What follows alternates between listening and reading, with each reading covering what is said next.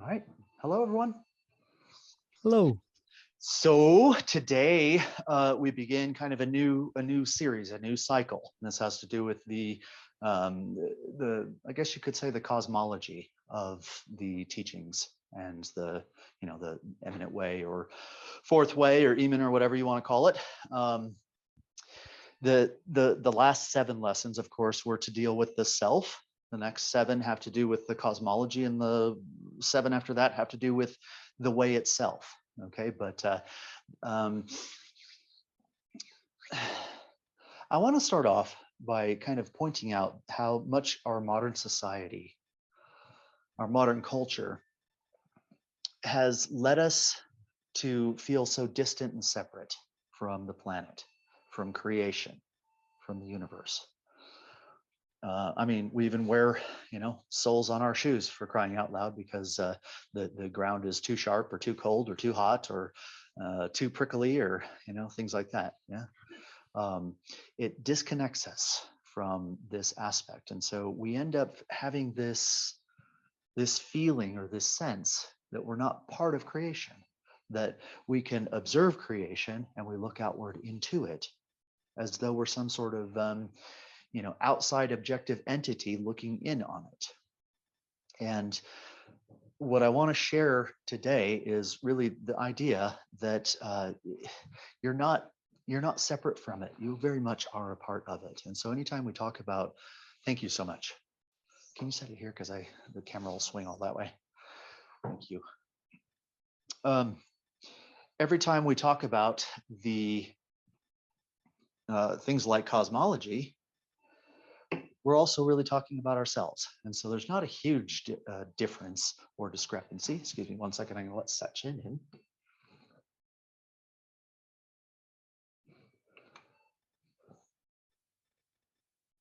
Okay, all right. So there's not a huge difference or discrepancy. It just has to do with one's perspective. Over the last 7 weeks, we spent a lot of time looking inward to understand things. Over the next 7 weeks, we'll spend a lot of time looking outward into the universe. And of course, the adage, as above, so below, as within, so without, applies in this. Yeah, it's the emerald tablets of Hermes Trismegistus, I think is how you say that. I'm not sure though. I think so. Too much reading, you don't always know how something's pronounced. Right. Hello, Sachin. Hello, everybody. I'm gonna get my usual coffee. I'll go camera off, but I'm here and I am awake today, so I will pay attention. Yeah, good. So just for your benefit, Sachin, I'm doing a bit of a wind in about what the next 7 weeks look like. It has to do with the cosmology. And I started off by saying that our modern society tends to make us feel very disconnected from the planet and from creation, as though we're something separate from that. And I want all of you to entertain the view, not necessarily believe it, but entertain the view that we are part of it. Okay. Now, the way that I liken this is, if you look up at the stars at night and you look up at the rest of creation and the cosmos, you can feel very, very small and very distant, right, from everything that's out there in the universe. And I would liken it to, let's say that you as an individual are one single atom, any kind of chemical you wish, living in or composing the cell or a cell of something in like your little finger, for example. You would be the atom. Okay, the cell would be the planet, and the neighboring cells would be the planets in the solar system, and the pinky itself would be equivalent to the sun, and the hand, which contains the pinky, would be equivalent to the Milky Way galaxy, and so on and so forth, you see? And so you, as a single molecule, single atom, I should say, looking up. Yeah, maybe you could take it further and say, you're an atom in a molecule, in a cell, in a finger, in a hand, in a body, in an arm, in a body, in a speck of organic life on the planet, in a tiny little planet, in a tiny little corner of the universe. You see, this is where you get this kind of idea of scale and distance. And what we're going to do today is, although we can have an appreciation for that scale and distance, it's my hope to awe you a little bit with what it actually entails and what it means, and maybe change your perception about things like reincarnation or recurrence, topics that we've discussed before, things like eons, and new force arising on the planet, how it fits in, night, all of these sorts of things. Okay. So yeah, so we're very much equivalent to that little speck, looking up, and it's no wonder that it's difficult to feel connected, because we're so small in comparison to things, but we very much are a part of it. All right, now let's talk about the ray of creation. We've gone through this a couple different ways, couple different times. And I think you're all sort of familiar with the pattern of it. I'm not sure if you know of the origins of it, but it, I think, was first proposed by Saint Isaac the Syrian.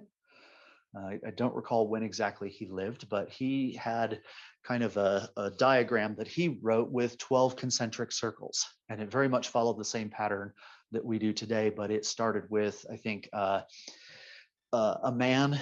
Well, actually, it started with the soul residing in the man, residing in a room, residing in a house, residing in a city and a town, and going up towards the cosmos. So this is why there's this 12, but it's the same concept. You see, it has to do with this idea of scale, and again, tying into as above, so below. We can do a quick refresher on it.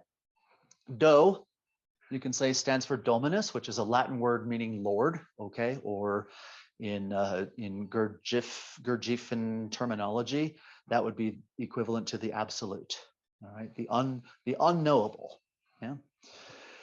C, Sidriel, is the starry world. It's all worlds. It's the universe, basically. La stands for lacte, which is the word for milk. And that is our particular galaxy, the Milky Way galaxy. All right, Sol is the ancient word for the sun. Fa, Fatum, which was the fates. In other words, the planets. They used to believe that the planets controlled our destiny, and so they called them Fatum, or fates, the fates. Yeah. Then you've got the shock, just like you do right below Do. And then you've got Me for microcosm, which is the small universe. In other words, the planet herself. Yeah. And then I don't recall the exact pronunciation of this. It's Regina something or another, but it's Queen of Heaven, okay, is what it stands for. And it's like Regina Coletis or something like that, but that's where Ray comes in, the Queen of Heaven being the moon.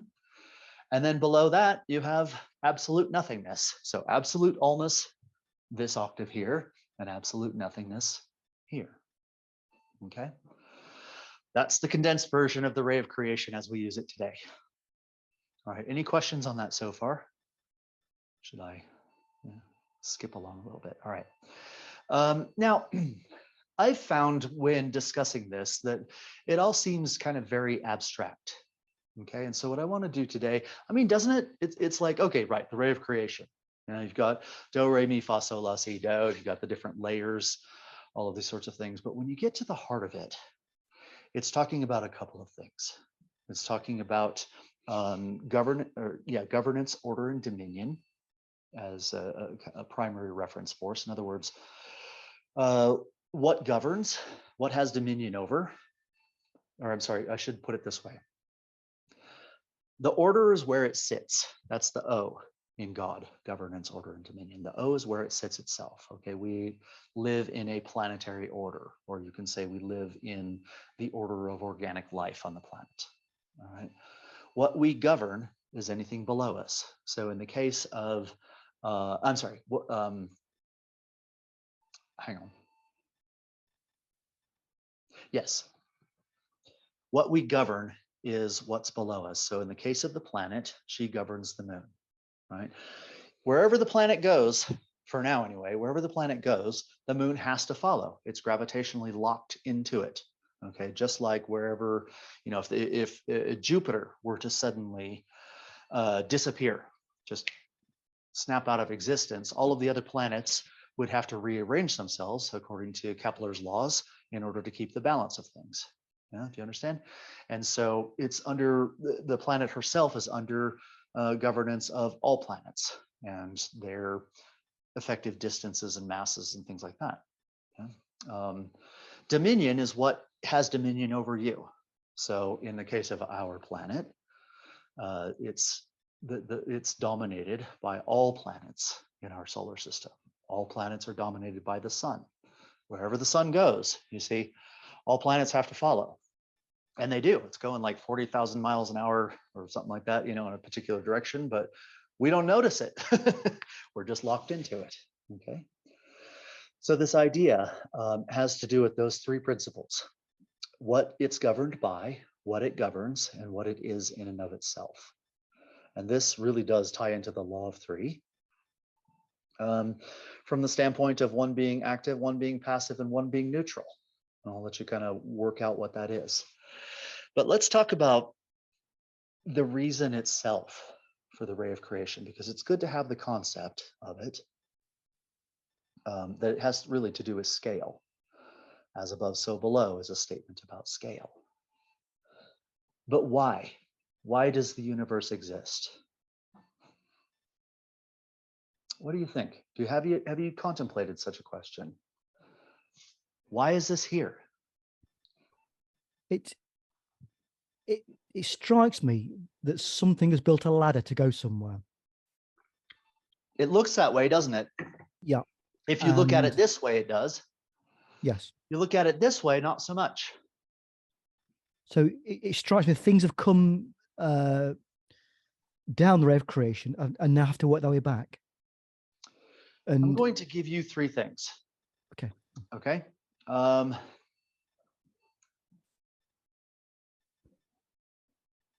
Time, space, and equilibrium. Time, space, and equilibrium. Let's go back in time, if you want to put it that way, to the point of the Big Bang.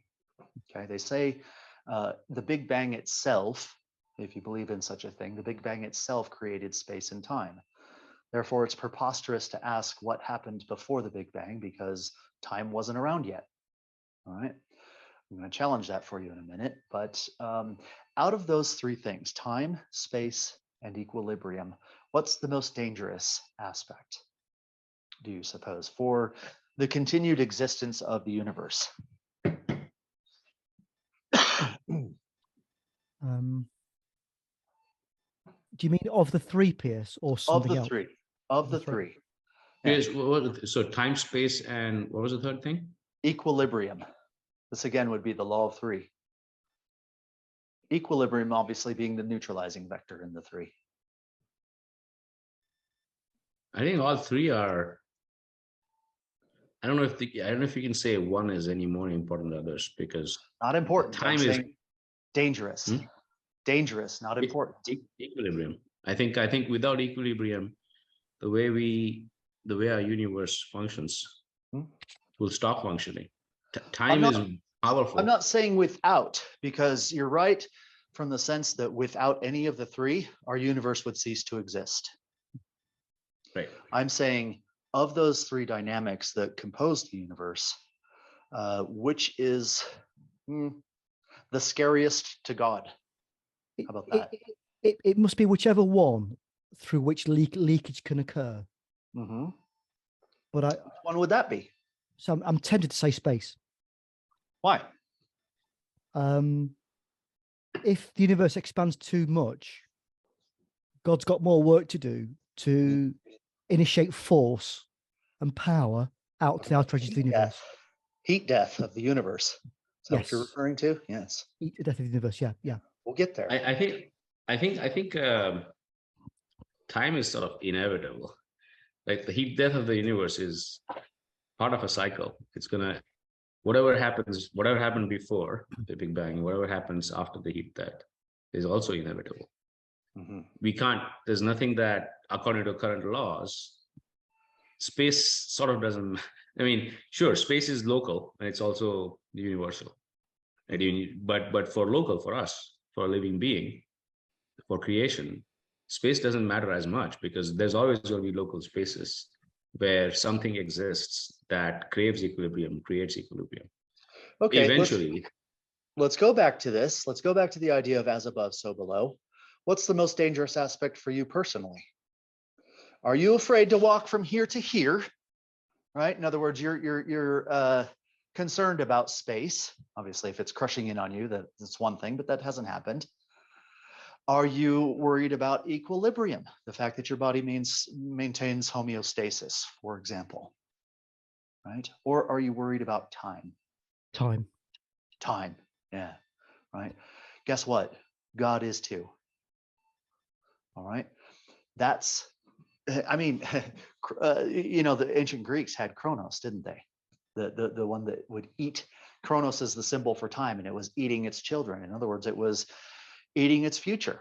Yeah, it was the end of something. The minute you enter the spectrum of time, you have a duration. You personally, me personally, and all the way up to the planet, the sun, and the universe ultimately. Time. Okay. Now, this is very much critical to an understanding of things like reincarnation or recurrence that we've talked about before, because time is not, well, fundamentally, time is what it seems to be. It is something that starts off small and ends up diffuse. Okay, but it doesn't work that way in the cosmos. What God or the Absolute did was wrap time around itself. This is why you have the Enneagram in a circle.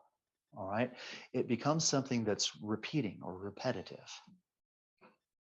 Now, this happens on small scales, like you see it in the transformations of the seasons. Yeah, everything kind of flows. I said the moon is locked in for now. I do mean for now, because at some point in time it will likely become a planet. I'm talking from a astrophysics standpoint. It's likely to become a planet because as it orbits, it's ever inching its way away from the planet. And at some point in time, it will no longer be gravitationally locked, and it's going to have to find an orbit around the larger body, which is the sun. By definition, then it becomes a very tiny planet, doesn't it? Yeah. Everything changes. Let's go back to this idea of the Big Bang. They say, and forgive me, I'm not a astrophysicist, so I'm going to get the numbers wrong, but I'm going to deliver the essence of it correctly. All right.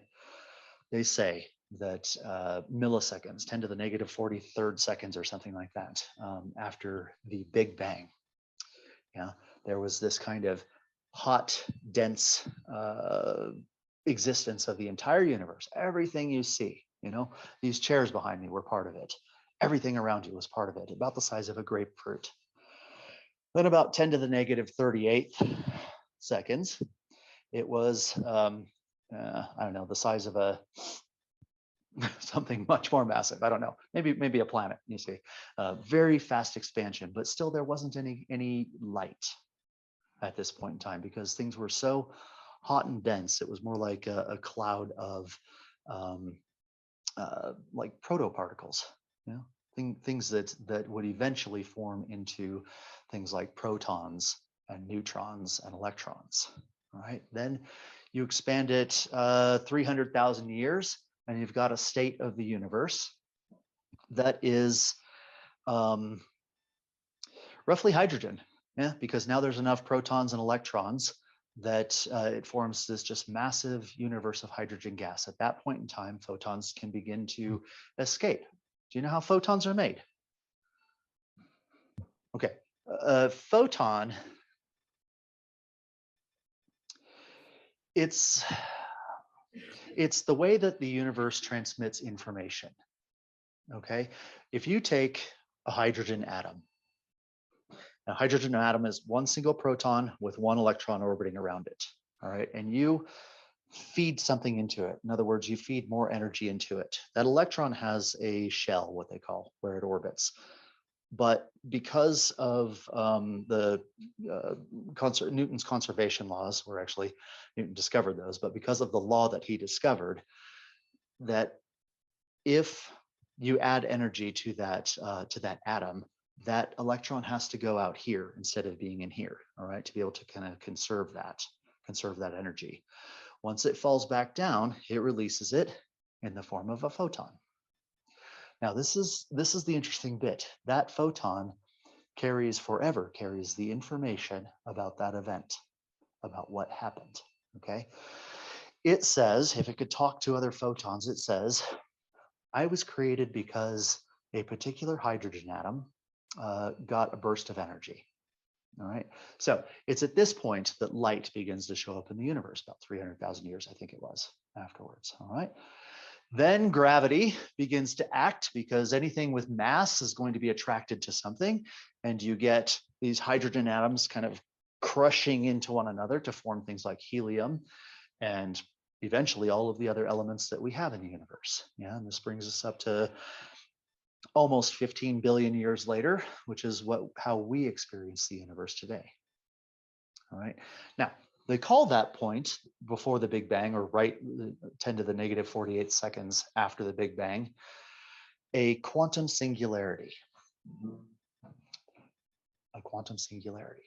What that means is that it's a mathematical expression. It doesn't actually exist in space-time. It's not something that you can like put in a wheelbarrow, come look at my quantum singularity. All right. It's a mathematical, or I should say a mathematic, correct me if I'm wrong, Knight, but it's a mathematic construct that indicates everything in the universe is homogeneous. In other words, you cannot distinguish. There's no Planck length distance between one point and another. There's no time, there's no space. It's a quantum singularity. It's a way for scientists to think about it. Yeah, is that right? Sound about right? You're the math teacher. That is correct. Yeah, Sachin agrees. Mm-hmm. Yeah. 3 out of 5 three out of 5 I've been doing a bunch of reading on this, so I think this is a theory, because we can or never will be able to prove this. But yes, it is a valid, currently accepted theory. Currently accepted theory, right? Yeah, and this is what we're going to go off of today, okay? But what I'm really going after is just the awe and inspiration of it. And again, we can tie things back into the natural laws. Okay, so now we've got roughly 14.8 or 3 or whatever billion years later, we've got us having this conversation on a planet that's composed of all of these crushed together bits of force and everything else. Yeah. And scientists have discovered that instead of slowing down, the universe is actually expanding faster and faster. Now, this defies logic a little bit, right? Because if you throw a ball or shoot a bullet, right, you expect it to slow down as time goes on, but that's not what our universe is doing. It's speeding up, okay, getting quicker and quicker as it expands. And eventually, I'll tell you what I don't think is going to happen. I don't think it's going to crush back into a single point, all right, because of my understanding of the idea of time in relation to this work. What I think is going to happen is that it's going to spread out to a point where we encounter what's known as heat death. Okay, at that point in time, there's no energy holding anything together. And it eventually becomes the fundamental particles again. Photons, or I'm sorry, hydrogen first, and you get the great black holes of the universe kind of scooping up all of this matter and leaking radiation. And so in the end, you end up with a state of affairs where the universe is nothing but radiation. In other words, it's returned to that state of a photon. Now, you see, I really need to weave a lot of things together, okay, before I get to where I'm going. So if I'm going too fast or you need to ask questions, please do, all right? what do you suppose life is like as a photon? Imagine you're a photon. Can you do such a thing?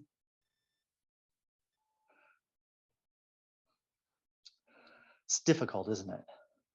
It's from an internal point of view, it's infinite.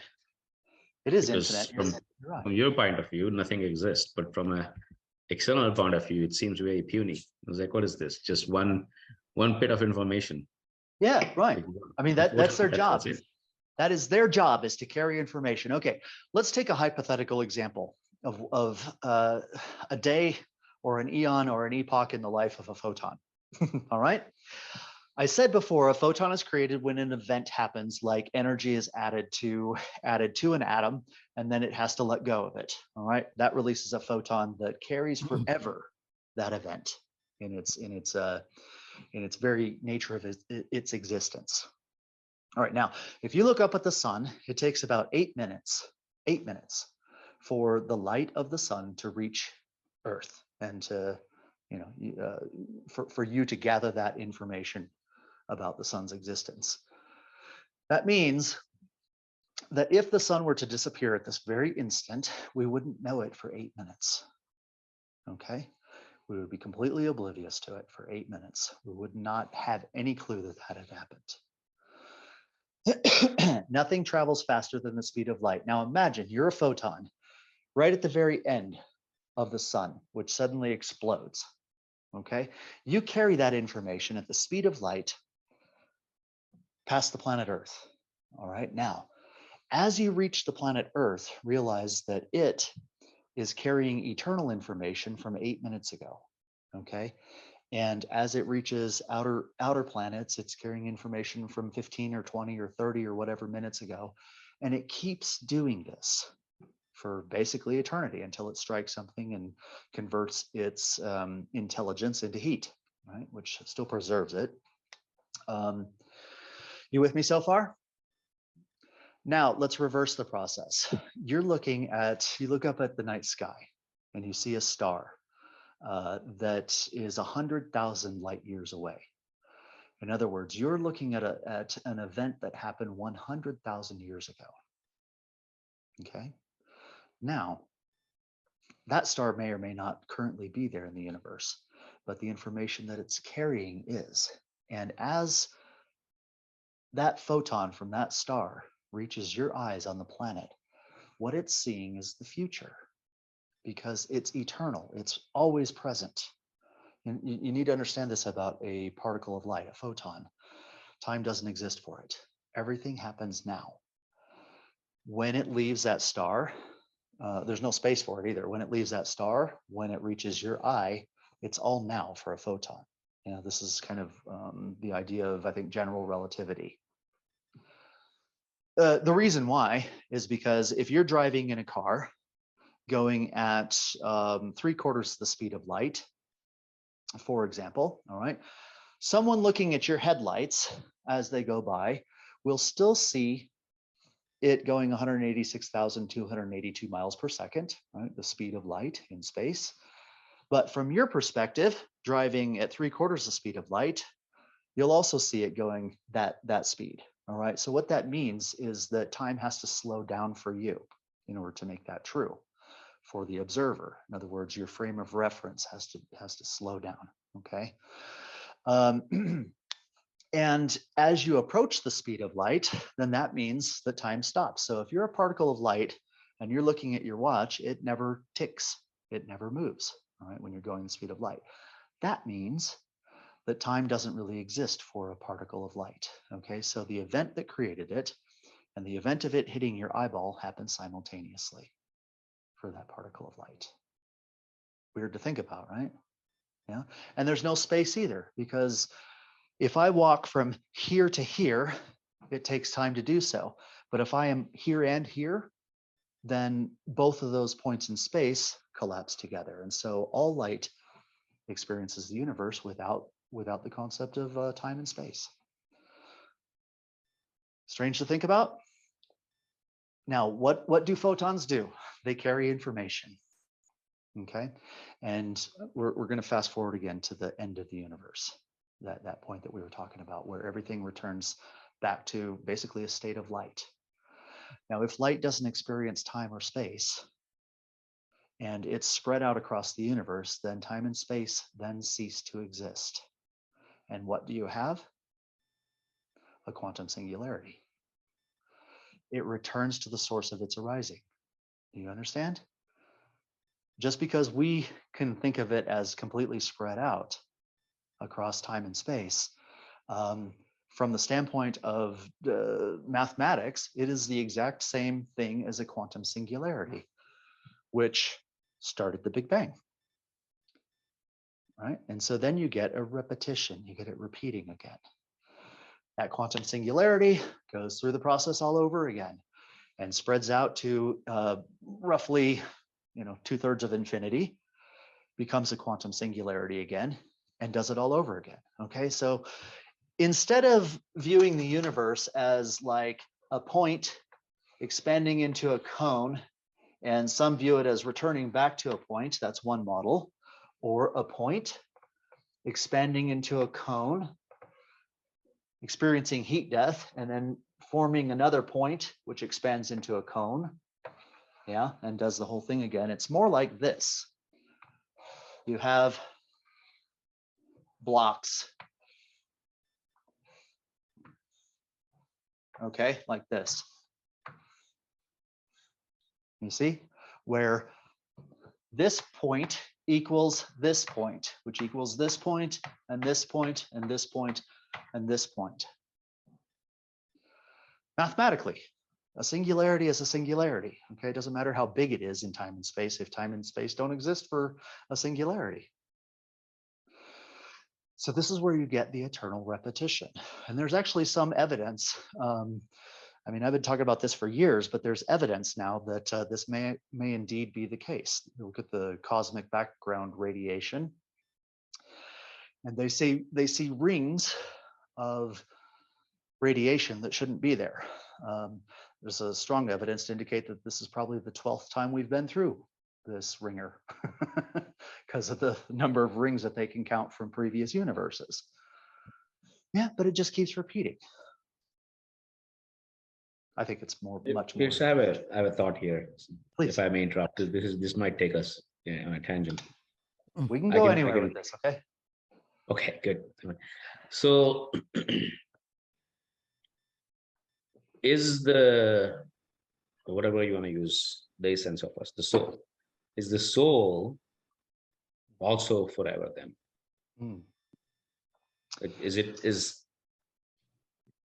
I'm just throwing this out, right? It's conversation point. I think if you see a photon as forever, is once a soul is created, is it forever? So yes and no. Let's return to this diagram of the Enneagram. Okay, imagine this is do, this is do, this is do, this is do. All right, you get this kind of recurring pattern of do, re, mi, fa, sol, la, si, do, continuing to do this. In other words, universe after universe unfolds always. But this do, shock, and empty spot are outside of it. This is why it's separated up here. Okay, so in other words, the universe consists of everything here between C and Re in there. Okay, and this is where you get this kind of eternal repetition going on within the context of the universe. But the idea of, maybe I could say this, the idea of a personal development journey is to escape this and return some information back to the source. So that you kind of, I mean, the Buddhists call it escaping the wheel. Yeah, I would say if your soul is photonic, then it is eternal in the context of this. But what does this mean for a personal development journey? I don't remember what the device is called, and I've only seen videos of it. I've never seen one in real life, but they have this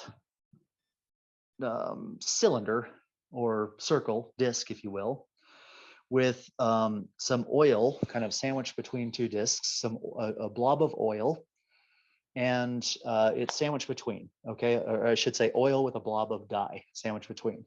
And they crank it open like this, and the dye spreads out and you can't even see it anymore.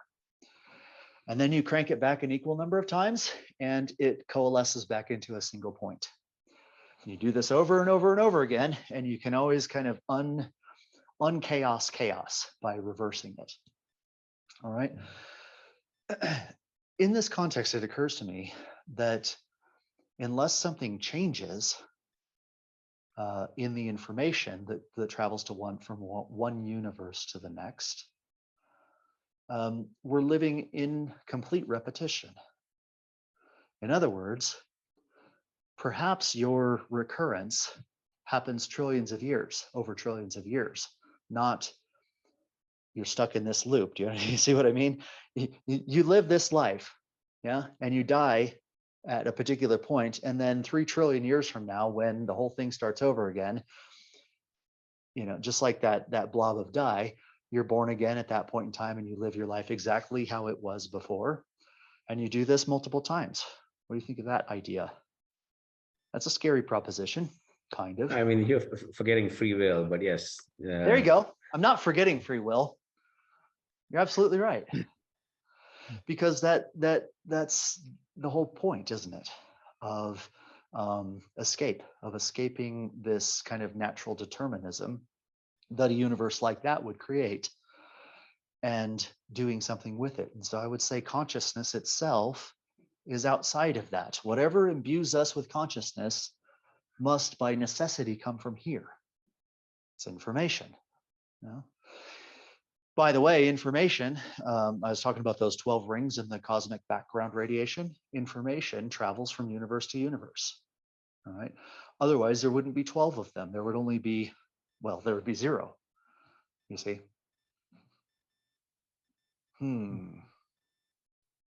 Where does this leave you? I'm just trying to open up. I mean, the cosmology of this system is very intricate, very deep. But the idea of time is actually more like a fractal anyway. You know what a fractal is? If you draw a triangle, and then on each surface, you draw another triangle. Yeah, just like that. And then on each surface of those, you draw another one. You see, just following the same rule over and over and over again to infinity. If you start off walking here, you get to the first triangle and you'll never complete the circle, because you're continuing to walk around smaller and smaller and smaller triangles. Yeah, that's the idea. It's kind of what time is like. It is a closed loop, but you can never get through all of it because you keep repeating on scale that very same thing. Yeah. So what does this tell you about development? Because only consciousness, or will, if you want to call it that, being imbued in something living, something organic, for example, has the possibility of changing it, has the possibility of changing the outcome, adding something to it. And so in my mind, this is the idea of how to return something to God, or to God in creation. I would put creation here at C. So making some sort of return to God is stepping outside of this deterministic law of just the universe keeps unfolding the way that it does over and over and over again, and doing something different. Yeah, and that can be something very simple. Alter your stride and meet a stranger. Have you heard that expression before? Yes. Yeah. Change your gait, change the way you walk. Alter your stride and meet a stranger is much more of a cosmic saying than just, don't let your moving center rule your life. It's not what it really meant. I think it meant continue to try to do something different. I'll tell you what. Let's go back to the analogy of the cell for a minute. We started off there. Now, every cell in your body is under a general law. It says that, if it's a cell in your liver, that it has to be a liver cell. It has to stay roughly in the same place, and it has to perform roughly a certain function. Okay, very, very, very deterministic. But the body doesn't care so much about each individual cell as it does about the entire function of the liver, for example, or your skin. Yeah. In fact, and this regularly happens, cells get misplaced. A cell will just kind of fall off the liver, enter the bloodstream, and get up to your brain, and have a completely different experience up there, and your liver doesn't mind, your body doesn't mind, doesn't even notice, does it? It's outside of that general law. So this is where like general habitual living comes in. General habitual living is you're fulfilling the as a human being, you're fulfilling the purpose of organic life on the planet, processing energy from the sun and stars, those sorts of things. But you can be one of those rogues that escapes. And if enough of them escape, then obviously, if the planet's missing a liver, for example, she's going to notice and go to the doctor and try and get a new one. Well, new humanity. This is the reason why not everyone can just kind of poof all at once.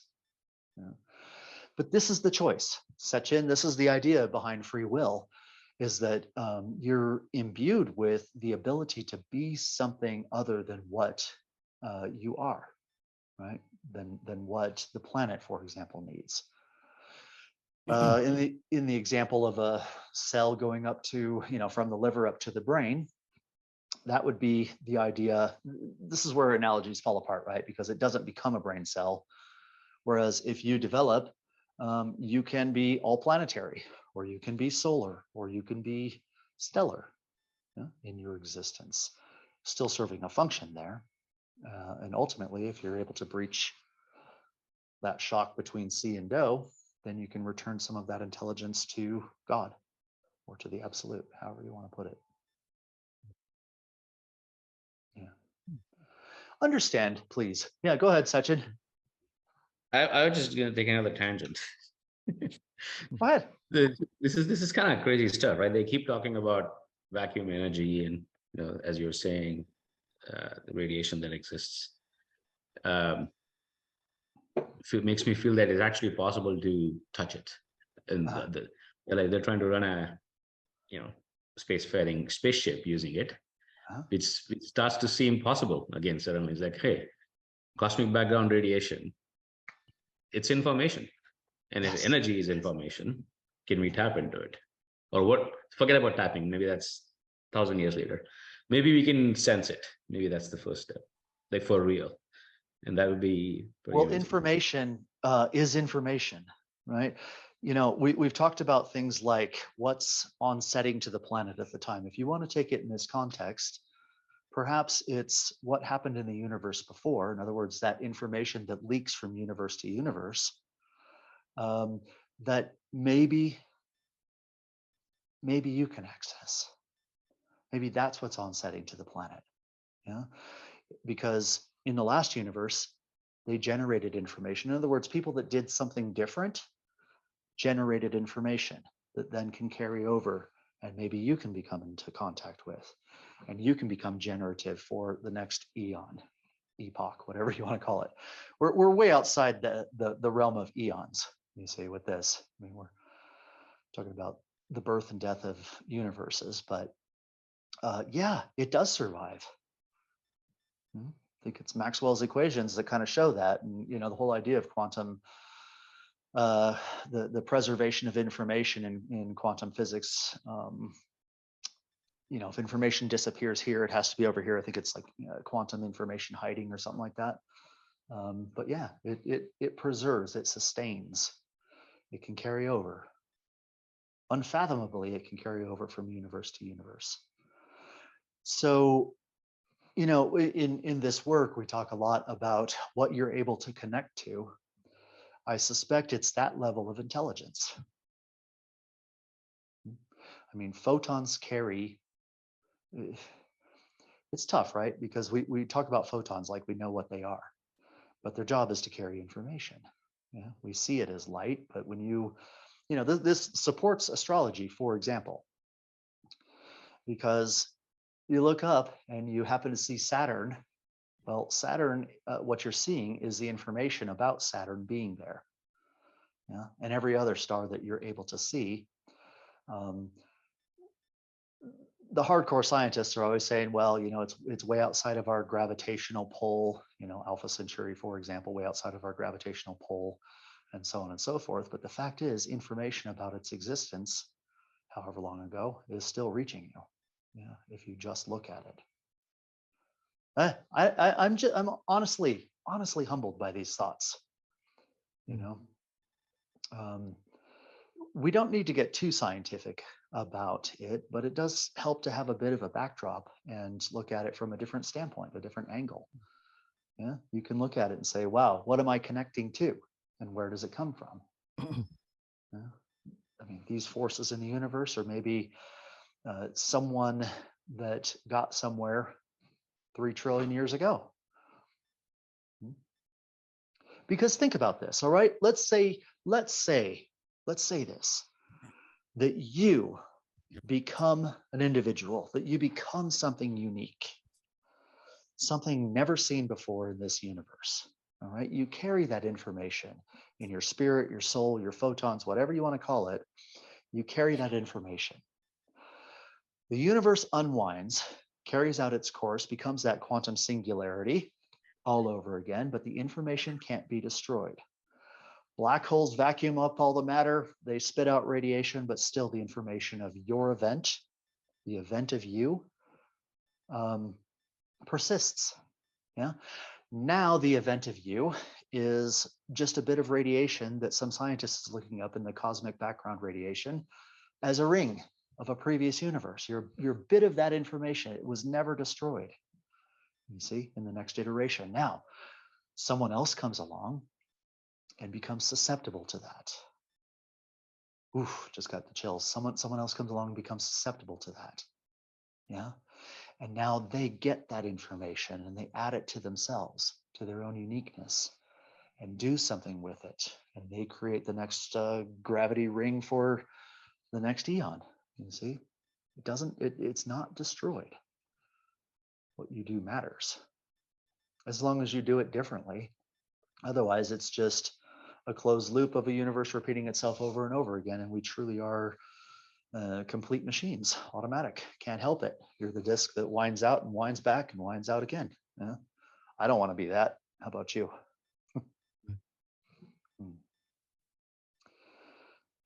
Yeah. I see the wheels turning, Knight. Yeah, presumably, Pierce, God isn't putting all his eggs in one basket with regard to the earth and human beings. Mm-hmm.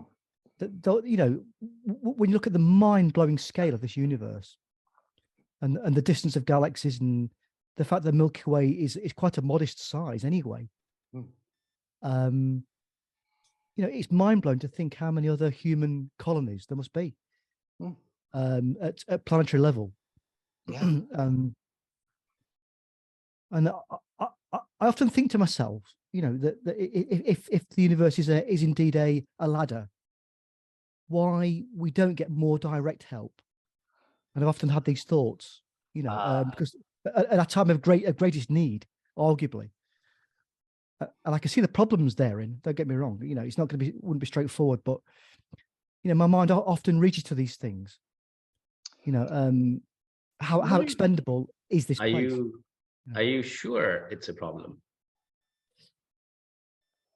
I would have to say yes, because I see at the moment, or I perceive at the moment, very little return coming from this place. So I see it's a place of great leakage, of huge investment. And at the moment, all I can see is very little return. There's only microcosms here and there that appear to be making a valid return. That's how I see it. Can I respond in with a different approach? Yes. Okay.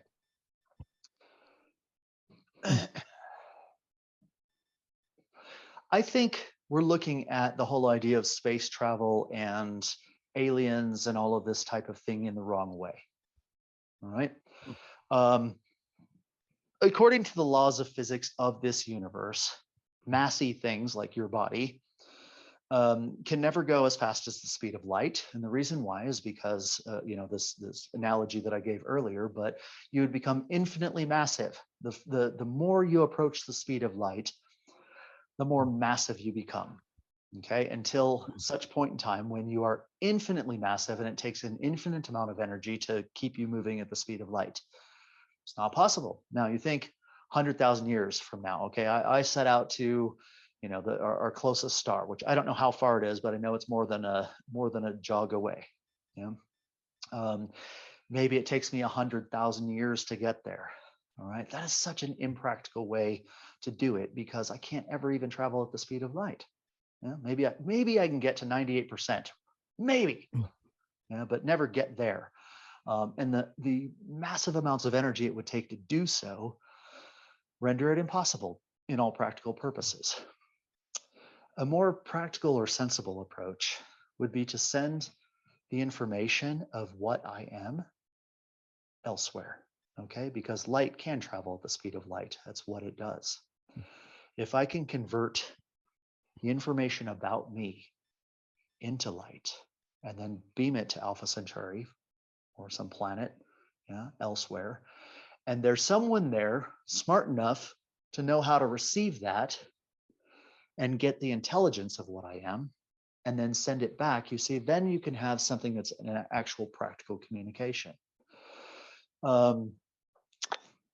Physically traveling to other parts of the universe, I don't think is really within reason is ever going to happen, for humans. But if you can convert your intelligence into energy and then transmit that energy elsewhere, that can happen. Now, this raises the question of people like Nikola Tesla that was absolutely convinced that he was getting his information that way, from aliens, that he learned how to tune into this kind of cosmic mind, I think it's been called in the past or whatever, and get these extraordinary knowings. Yeah. Leo said that Toyer was such a thing, to get these extraordinary knowings like you see in Gemrod and whatnot. That might be the way that assistance is actually happening, Knight, but it's not, you're not, I mean, unless it's a planetary angel, you're not going to see something from another galaxy physically manifest here, but you could get their intelligence. Okay. To be able to connect to it. But the puzzling thing is that according to accounts, we do have organic visitors from time to time. Yeah, but they're local. Really? Of course. I mean, otherwise they're billions of years older than we are. And that really doesn't make sense in the way that organic life develops. Okay. Can you say any more, Pierce? How do you mean local? Close enough to get here in a reasonable amount of time. Okay. They're relatively local. From our solar system? I would, no, but somewhere close by. I'm not sure. I don't know. Okay. I've never met one, so I couldn't say. Yeah. Here's, I think there's a couple of things that I'm throwing here. One is, I think you're absolutely right.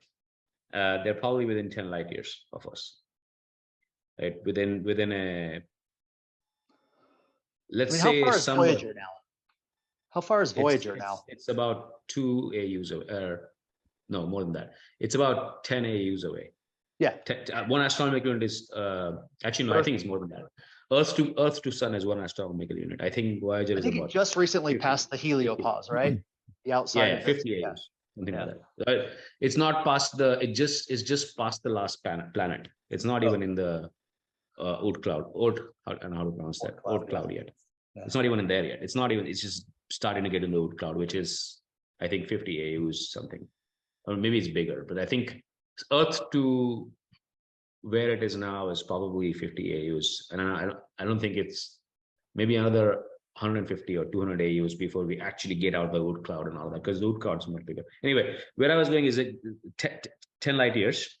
Let's say it's in the realm of possibility that humanity will at some point be able to get up to 10% the speed of light. Mm-hmm. And so 100 years at that speed is 10 light years.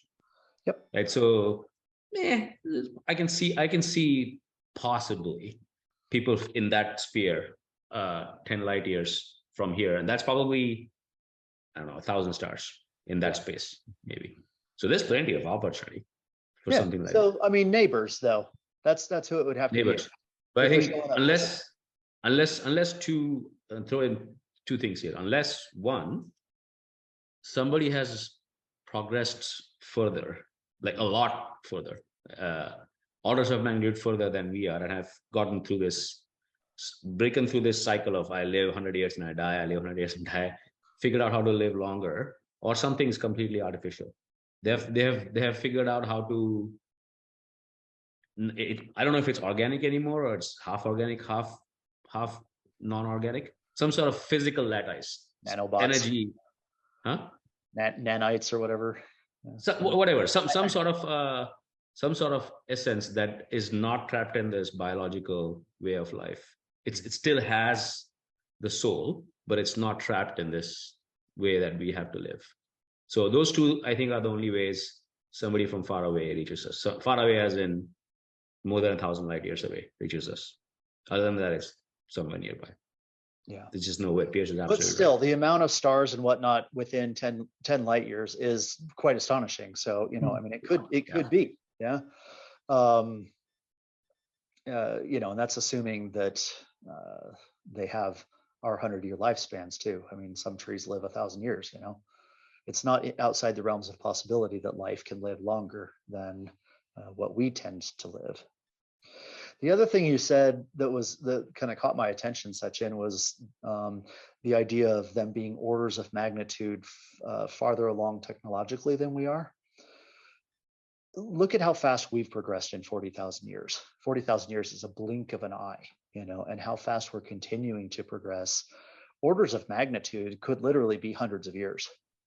Yeah, and most of our progress is orders of magnitude. Right. Yeah. Like most of our progress is in, I want to say, in less than 5,000 years. And I would say it's certainly accelerating in the last 500 years. Yeah. Kind of crazy. But my point is that orders of magnitude could literally be a very small amount of time. It could be our lifetime, or could be our kids' lifetime, basically. Right. Okay, 10% of speed of light in our kids' lifetime. Guess what? In 200 years, humans would be that. What Knight is saying. Humans are visiting some other intelligence somewhere in that 1,000 light year or 100 light year circle, and so God help them. that's nothing. That's not even 500 years. Yeah, it's like nothing. So yeah. Very easy for somebody in that sphere to have already visited us or visit us soon. So yeah. So I mean, even if they were, you know, became sentient, human-like creatures within a couple thousand years of the time that we did, they could be many orders of magnitude beyond us. Yeah. We spent a lot of we spent way too long in fighting with each other and killing each other and eating. Yeah. we have the great human pastime is to destroy everything we've built over and over again. Yeah. All right. So I wanted to make today just kind of open, kind of fun, and to tap into and explore some of the possibilities within this. Okay. Don't take this away as like, you know, this is doctrinal, or don't ever take anything as doctrinal, but yeah, just wanted to open it up a little bit. And you know, we're starting off this journey of the cosmology. I think it's good to have a backdrop of awe and wonderment about this, instead of just like, you know, and now I will demonstrate the ray of creation. I mean, make it real for you, you know? Yes. Yeah. Yep. Have a sense of wonder about this. Yeah. I'm looking forward to the next 6 weeks, 6 weeks. Yeah. I love this kind of stuff. Pierce, I think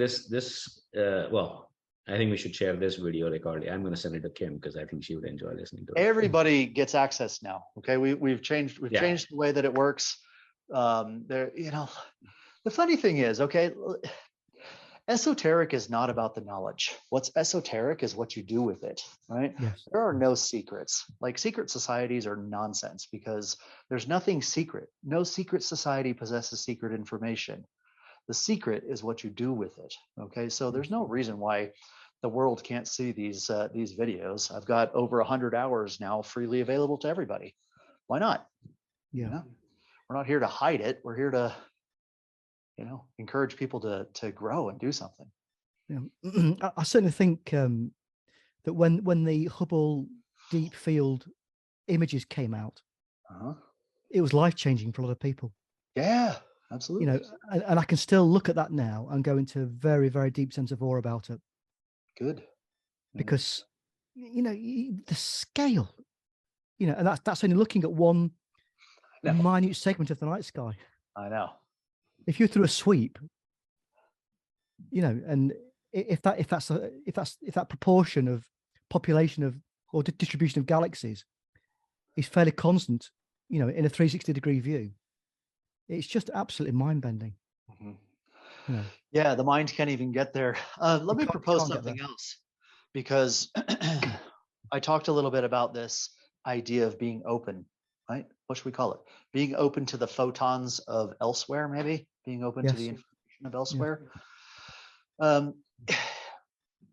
We use radios, or we used to. I don't know if anyone does anymore, but we use radios to transmit information in ancient humanity. Talking like the 60s. Ancient humans used radios, right, to do that, and they had to tune them in to a particular frequency. I'm of the personal impression that awe and wonder about something is what tunes you into those frequencies. All right. Yes. So if you want to receive the intelligence, like Tesla was talking about, receive the intelligence of something extraterrestrial, have awe about things extraterrestrial, or at least get out of having awe about your daily life. I mean, no, don't not have awe about your daily life, but expand your horizon is what I'm trying to say. Yeah, that tunes you in. Can I throw something in here? Yeah. Pierce, is that? Forgive the way my mind works, please. Would that be a higher emotional perception? Yeah, it would be, and bordering on the higher mentality. Right. Because when you see me tripping all over myself out here, it's because something is coming in that I cannot articulate. Right. Okay. You cannot articulate something that comes from the higher mentality. Interesting. It can hit the higher emotional center, and the emotional center can draw allegory and analogy and tell stories about it and produce works of art about it and all those types of things. But it's still, hard to do.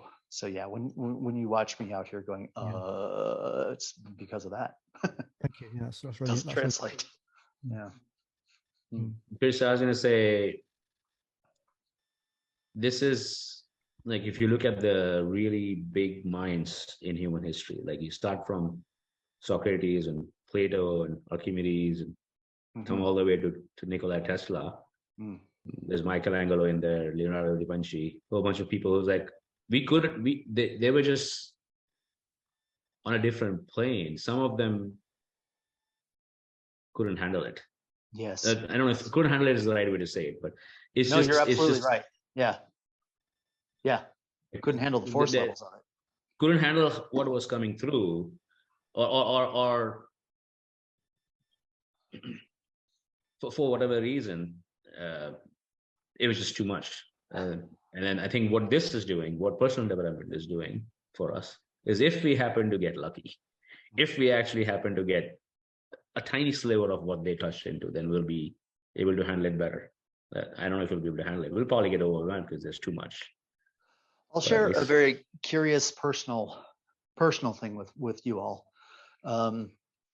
As a child, I wasn't very articulate, bright, intelligent at all. Maybe I'm not now, but something over the years, something very drastic has changed in me. And I attribute it to being able to connect to things. I attribute it to a different level of being in myself. It's like when I look at things, they just now make sense. Whereas before, I would get so lost in the intricacies of something. You suddenly get this ability to just pick up something new and already have it all fit together and make sense of it. I kind of think that's what you're talking about a little bit, Sachin, is because we had the discourse on the idea of our level of being is what we can contain. And as you grow your level of being, you're able to contain more in it. And that's, I personally feel like there's very much evidence for that in my own life. A comic way of saying is our bubble is just becoming bigger. Yeah. Yeah. We're still in a bubble, But I can't probably attribute it to study. That's the thing. I can't attribute it to, browsing the internet or reading encyclopedias or those sorts of things. I've been on a personal development journey for a very long time, and that's what I attribute it to. That now I have a larger being that can contain more, and the more things that I encounter, I just have more room for them now. They fit. I don't know how else to describe it or how else to say it, but it's a very drastic change from even 10 years ago. I think there's a significant amount of study involved, Pierce, because Tesla and all those people before us probably also had that information. Yeah. There was no opportunity for them to develop. There was no group like this. There wasn't a concerted effort to expand their bubble. In fact, their bubble probably shrank and blew up in a metamorphical way. And so I think study is like a skill, information, and study. Right? So yeah, we got the information. You got to have the skill to interpret it and do something with it. And then you have to study. I'm saying study is experience and actually doing the work.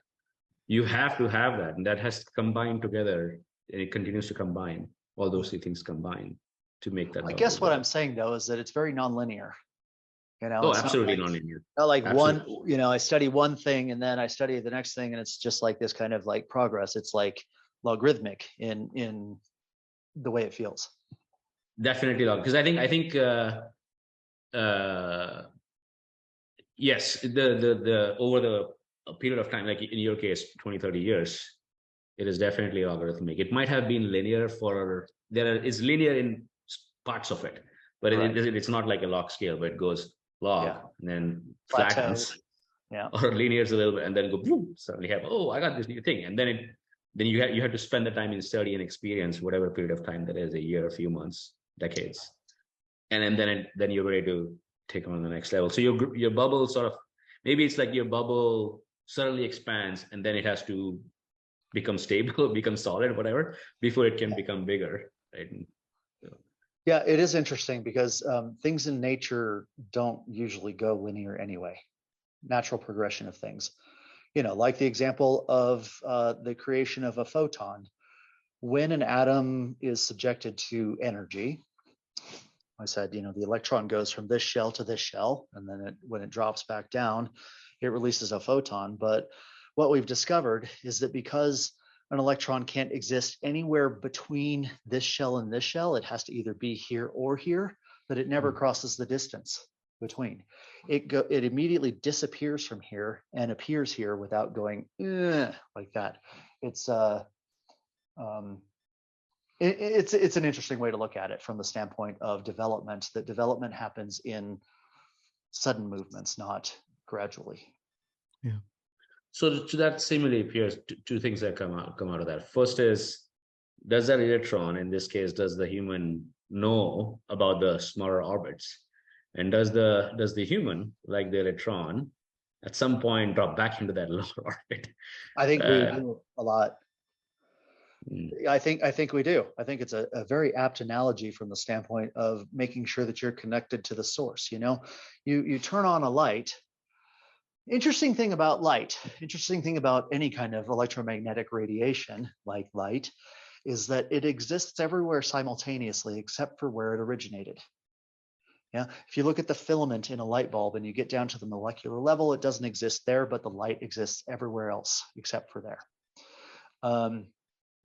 Yeah. And but the idea of having a light on, for example, is that it's continuously connected to the source. The second I shut the switch off, all of those electrons drop down to their normal orbits, and it is just what it is again. It's just a tungsten filament with no high orbiting electrons. And so, the idea, I think, behind the work is two things, I suppose.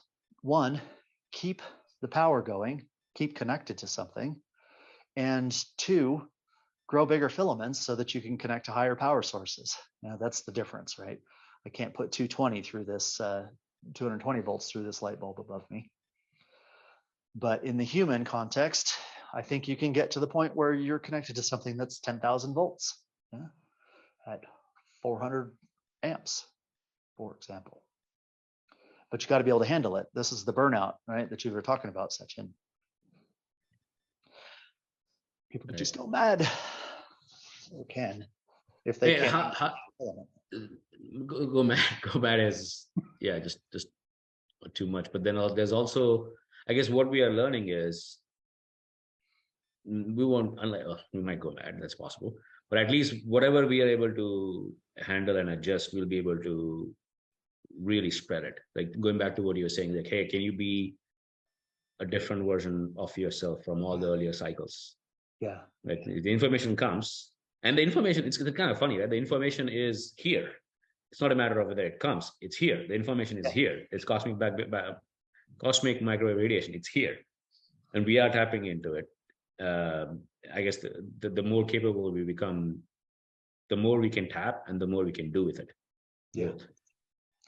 You're right that it is here. You know, if you look at, and I don't remember the reference, but it has to do with the those rings that they're seeing in the cosmic background radiation that are, they look like they are from the death of black holes that predate our universe. Okay, so this is where they get this notion, this theory. But the fact that NASA can see it means that it's here, because it has to hit some sort of photoreceptor on their sensitive equipment. Means that information is actually here from, you know, at least 12 iterations of this universe beforehand. So yeah, you're right. It's here. It's not out there somewhere. It's here. It's here. We just have to build ourselves up to tap. I think it's here is maybe, it's here, but it's very diffuse.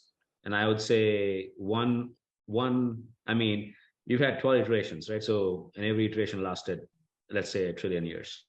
Yeah. Well, we've got a 1 in 12 trillion probability of finding something that's useful.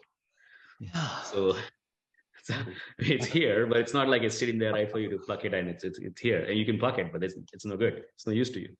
So you've got a 1 in 12 trillion chance of finding something that's useful.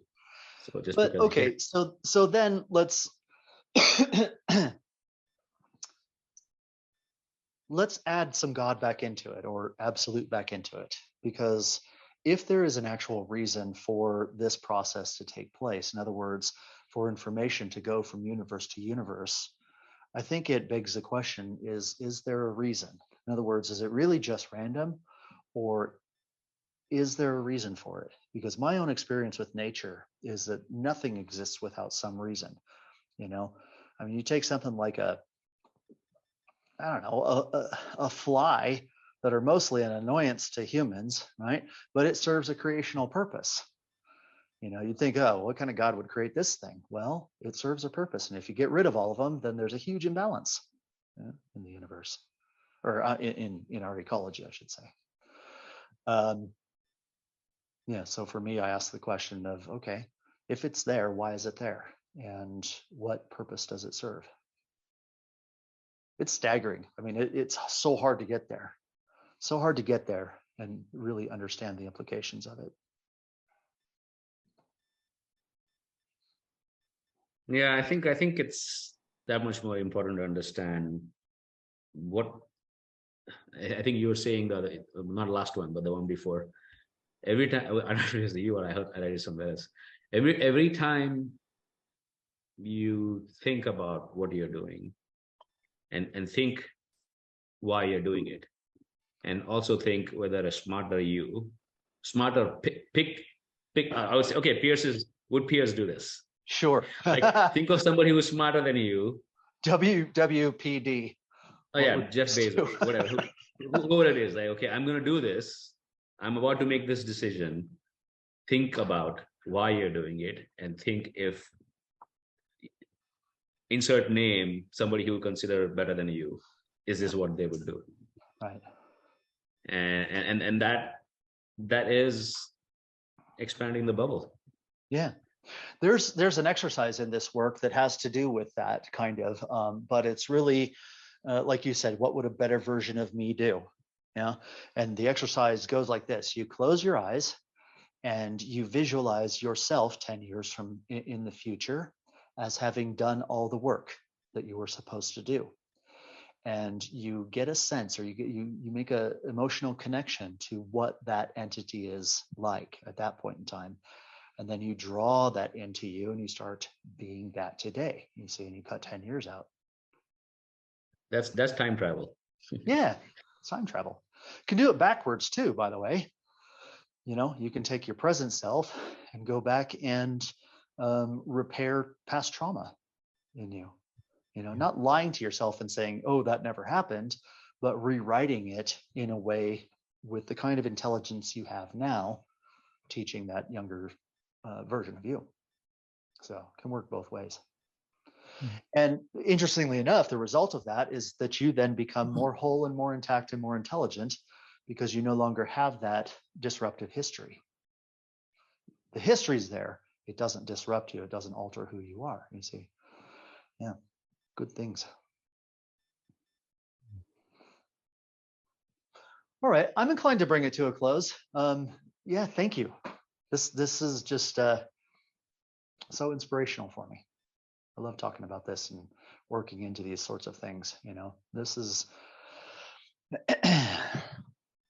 it's on the edge of what I'm able to get to, and I love that because it makes me have to push harder, to stretch through it. So I appreciate you all very much. Thank you very much, Pierre. Thank you. Yeah. Thank you, everybody. All right. Really Have a great week. I'll keep you posted about, I mean, there's no such thing as open meetings, right? Because they're all open. People can just sign up if they want to. But I'll keep you apprised on meetings and maybe throw an ad hoc one here and there. And let's just keep pressing forward. Pierce, I was shifting back to Sunday for sure. Every Sunday for sure. And then every then Sunday for sure. And then some Saturdays of just, you know, if I get a wild inspiration that I need to chat about, then I'll throw a Saturday meeting on the calendar, and if you can make it, do. Sounds good. Thank you for letting me party on Friday night. Yeah, go party, have fun. All right, see you all. Thank you so much. Thank you much, everyone. Thank you very much. Bye bye, everyone. Thank you, Bruce.